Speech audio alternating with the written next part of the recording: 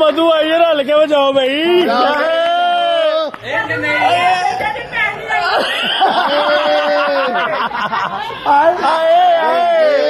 ऐसी गल है तेरी बड़ी भैन लेकिन यार मैनू नहीं पता मैं कड़ा कीता होया अंदर आ गई आए खुशबुआ नहीं उससे सबाई नहीं है सही ना ही डालू ऐसे ना करो इसलिए बाकी ओए सना भाई जरा घूम के